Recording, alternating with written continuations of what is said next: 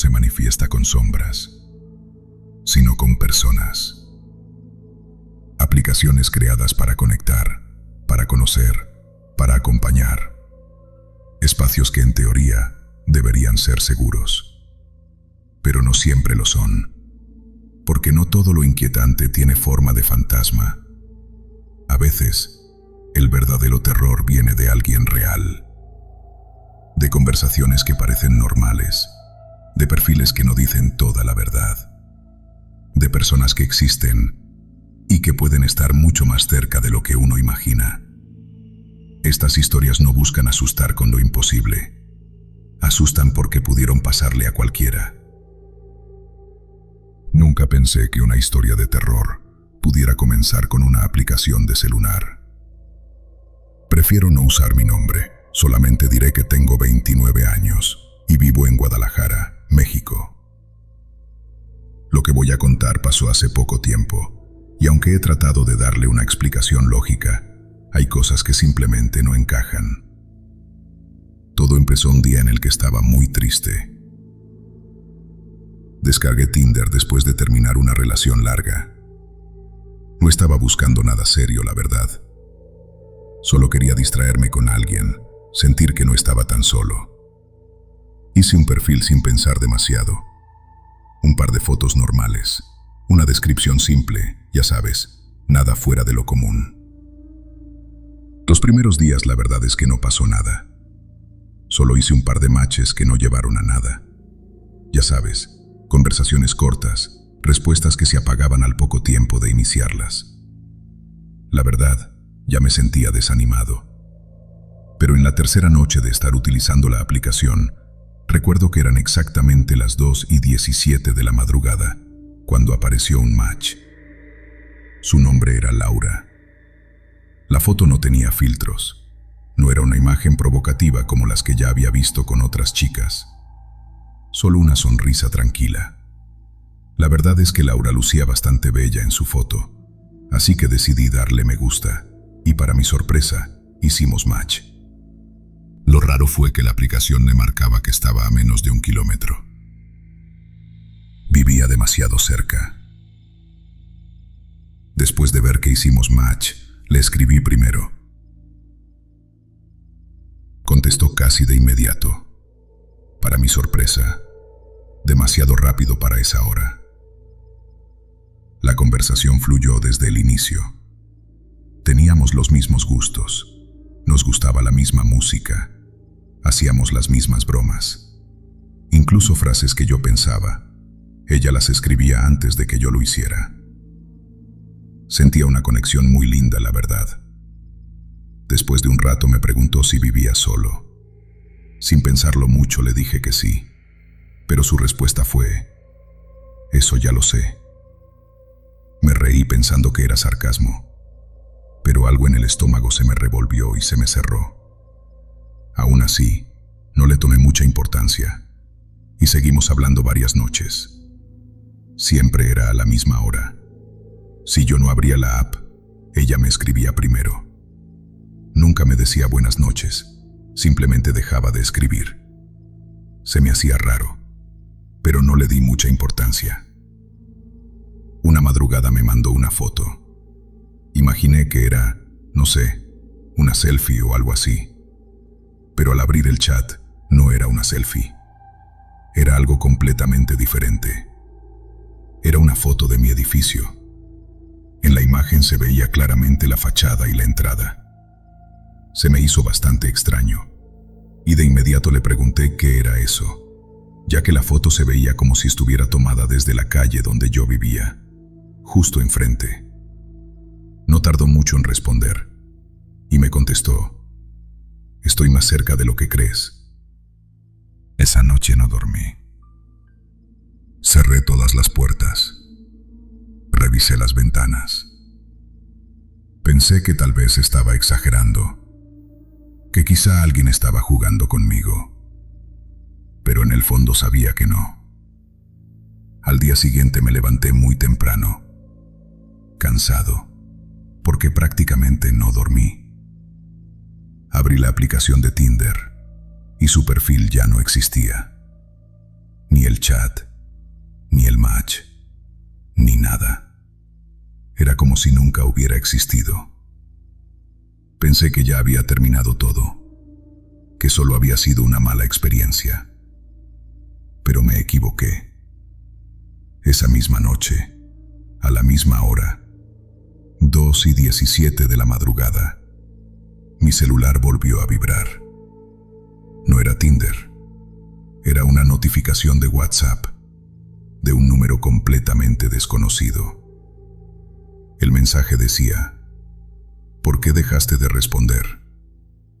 Me asusté y de inmediato bloqueé el número. Pensé que eso lo solucionaría, pero a los segundos me llegó otro mensaje, desde un número completamente diferente, que decía: eso no va a funcionar. En las noches siguientes empecé a escuchar ruidos, pasos en el pasillo, el elevador deteniéndose en mi piso, sin que nadie saliera. Era algo bastante extraño, pero siempre a la misma hora, 2:17 de la madrugada. Una madrugada recibí el último mensaje. Decía: ya no necesito la aplicación, ahora sé dónde encontrarte. Quiero recalcar que no respondí a ninguno de estos mensajes. Tenía demasiado miedo y sabía que la situación podía empeorar. Desinstalé Tinder, cambié de número y me mudé de casa a los pocos días. Pero hay algo que no ha cambiado. Todas las noches, sin falta, me despierto a las 2:17 de la madrugada, con la sensación de que alguien está despierto conmigo, como si alguien estuviera vigilando al pie de mi cama. Y aunque no escucho nada, mi celular siempre está encendido, como si estuviera esperando a que la hora vuelva a hacer match. Hay cosas que una guarda durante mucho tiempo, hasta que ya no puede hacerlo más. No porque no haya pasado tiempo, sino porque todavía me cuesta creer que todo esto fue real. Prefiero no usar mi apellido. Mi nombre es Jennifer, tengo 22 años y soy de Colombia. Lo que voy a contar pasó cuando vivía sola por primera vez, en una ciudad que todavía no sentía como mía. Me había mudado hacía pocos meses. No tenía muchos amigos, trabajaba casi todo el día y llegaba a un apartamento pequeño, silencioso, donde las noches se sentían demasiado largas. No estaba deprimida, pero sí me sentía sola. Supongo que por eso descargué Tinder. La instalé más por curiosidad que por otra cosa. Solo quería ver qué pasaba, hablar con alguien, distraerme un poco, nada más. Aún así, decidí hacer bien mi perfil. Elegí las mejores fotos que tenía, algunas normales, otras un poco más atrevidas. Nada exagerado, pero sí lo suficiente como para llamar la atención. Pensé que, si iba a hacerlo, al menos quería hacerlo bien. Me sorprendió la cantidad de matches que empezaron a llegar casi de inmediato. Mensajes, notificaciones, personas interesadas en hablar conmigo. No estaba acostumbrada a ese tipo de atención, así que al principio me sentí rara, pero también halagada. Entre todos esos perfiles, hubo uno que me llamó la atención desde el inicio. Su nombre era Andrés. Vivía en la misma ciudad que yo, bastante cerca según la aplicación. Era un chico muy guapo, pero más allá de eso, tenía algo distinto. Una vibra rara, difícil de explicar. Esa mirada ruda, misteriosa, no mala, pero tampoco completamente buena. Empezamos a hablar. La conversación fue tranquila, respetuosa. No era invasivo. Me preguntaba cosas normales, me escuchaba, no hacía comentarios incómodos. Eso me gustó todavía más. Con el paso del tiempo empecé a sentir una conexión, no algo intenso, sino cómodo. Como hablar con alguien que ya conoces desde hace mucho. Teníamos gustos parecidos, un sentido del humor similar, y a veces me escribía justo cuando yo estaba pensando en él. Después de casi 2 semanas hablando todos los días por la aplicación, decidimos pasarnos nuestros números de WhatsApp. No me pareció mala idea. Para ese punto ya sentía que lo conocía lo suficiente. Nunca nos pasamos redes sociales, solo hablábamos por ahí. La verdad es que con el paso de los días, empecé a sentirme cada vez más segura con él. Incluso pensé que no me parecía tan mala idea intentar algo más serio. Yo era nueva en la ciudad, estaba sola, y Andrés parecía alguien estable. Fue entonces cuando acordamos tener una cita. Quedamos de vernos en un parque grande, cerca de donde yo vivía. Era de noche, alrededor de las 9, pero no me pareció peligroso. El parque solía tener luces y gente, y además, nunca me he considerado una persona exageradamente desconfiada. Cuando llegué, lo vi de inmediato. Andrés se veía incluso mejor que en las fotos. Era alto, vestía completamente de negro y olía muy bien. Empezamos a platicar como si ya nos conociéramos desde antes. Después de unos minutos, la verdad es que estaba encantada. Noté que tenía varios tatuajes. Eran de estilo gótico. Una ouija, símbolos extraños, otros que parecían religiosos o relacionados con el diablo. No le di demasiada importancia. Son gustos, y yo respeto eso. Le pregunté qué significaban. Me dijo que le gustaba mucho el tema del terror, lo oculto, ese tipo de cosas. Y lejos de incomodarme, eso me hizo sentir aún más conectada con él. Después de un rato me preguntó si quería experimentar algo realmente fuerte. Algo distinto, algo que de verdad diera miedo. Le dije que sí. Me dijo que había llegado en su motocicleta y que quería llevarme a un lugar especial. Un sitio que conocía muy bien. Un lugar donde a veces se reunía con ciertas personas. Amigos, dijo, en un tono casi burlón. Acepté. Dimos vueltas por la ciudad hasta que poco a poco las calles se volvieron más solas, más oscuras. Finalmente llegamos a una casa abandonada. Era enorme, cubierta de maleza, casi como una mansión olvidada. Me dijo que ya conocía el lugar, que podía confiar en él. Entramos y subimos a una habitación en la parte de arriba. Yo estaba nerviosa, no tanto por miedo, sino por esa tensión que se siente en una primera cita, pensando que quizá algo más podía pasar. La habitación era extraña. Había grafitis por todas partes, símbolos que no reconocía, pentagramas dibujados en el piso. El techo estaba manchado, como quemado, como si cosas muy perturbadoras hubieran ocurrido ahí. Me asusté cuando vi sangre en uno de los bordes de la ventana. Sangre fresca. Le dije que eso no era normal, que no era buena señal. Me respondió con total tranquilidad, diciendo que seguramente algún vagabundo se había cortado intentando meterse. Volví a confiar.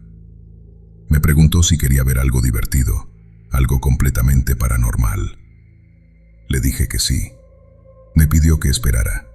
Salió a otro cuarto y regresó con una madera vieja con letras, números y las palabras sí y no. Era evidente lo que era. Me pidió que me sentara en el piso. Se sentó frente a mí y empezó a mover la tabla entre sus manos, como si le estuviera cargando de energía.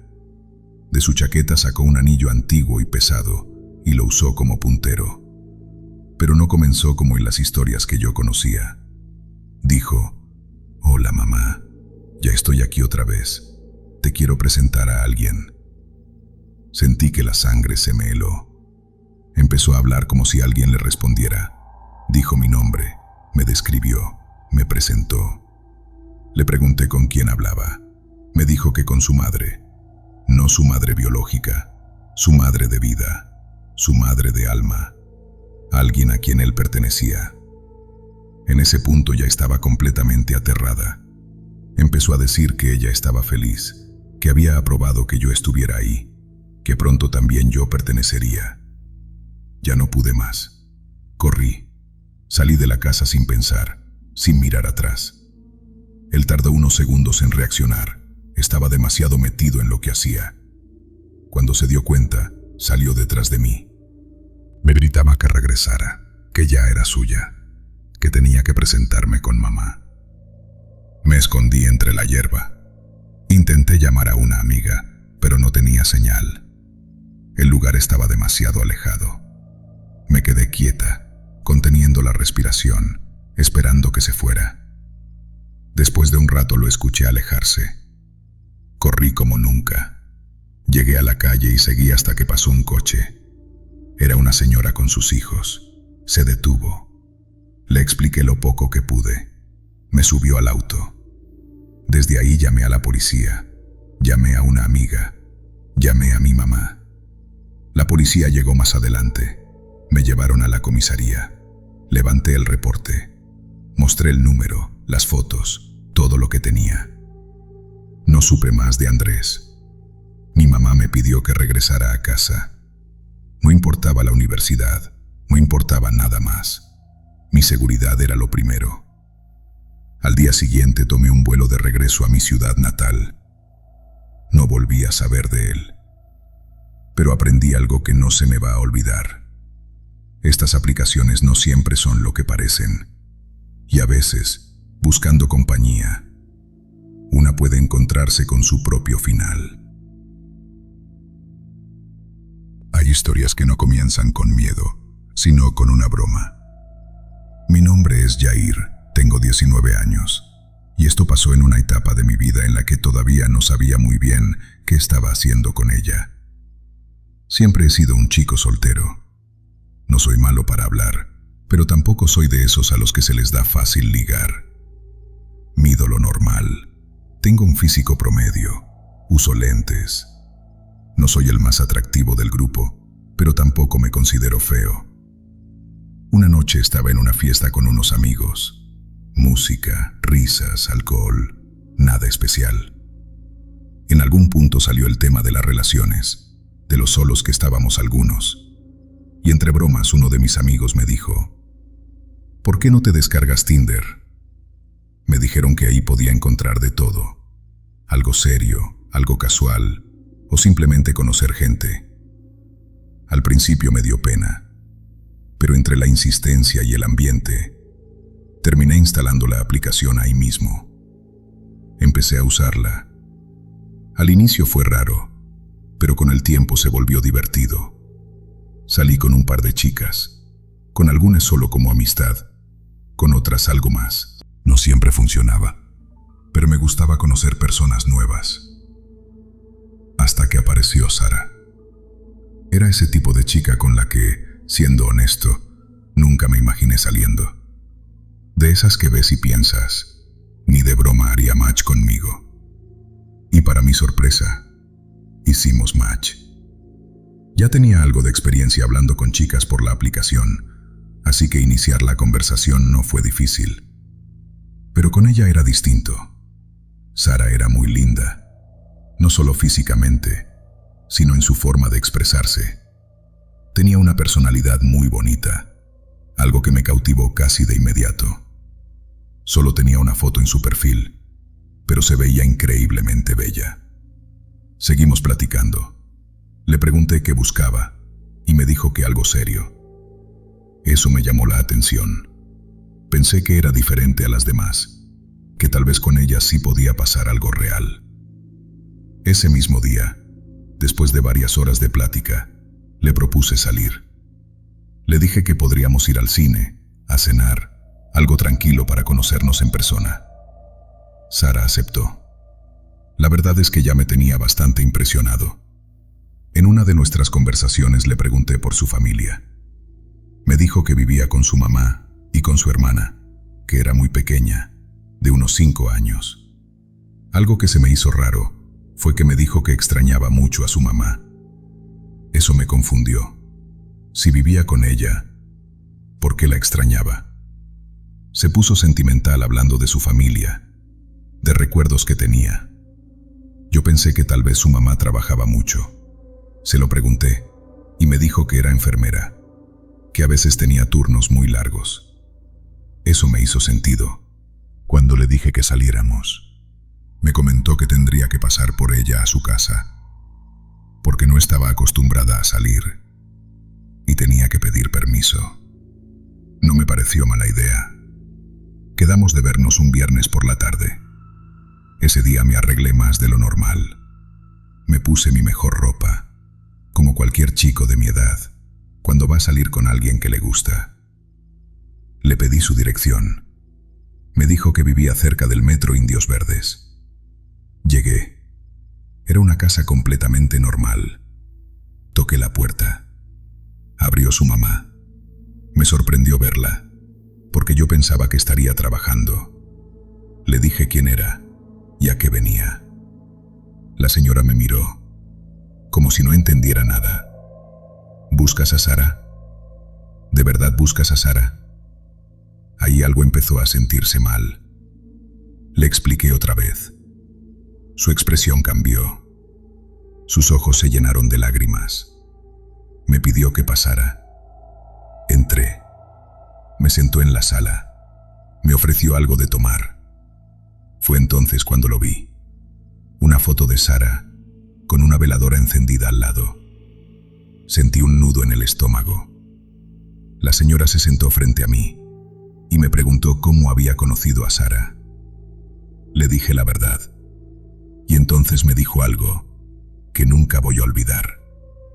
Sara es mi hija, pero falleció hace 5 meses en un accidente automovilístico. Sentí que todo se apagaba. Le dije que eso no podía ser verdad. Pensé que era una broma, pero ella me respondió: ¿crees que yo jugaría con algo así?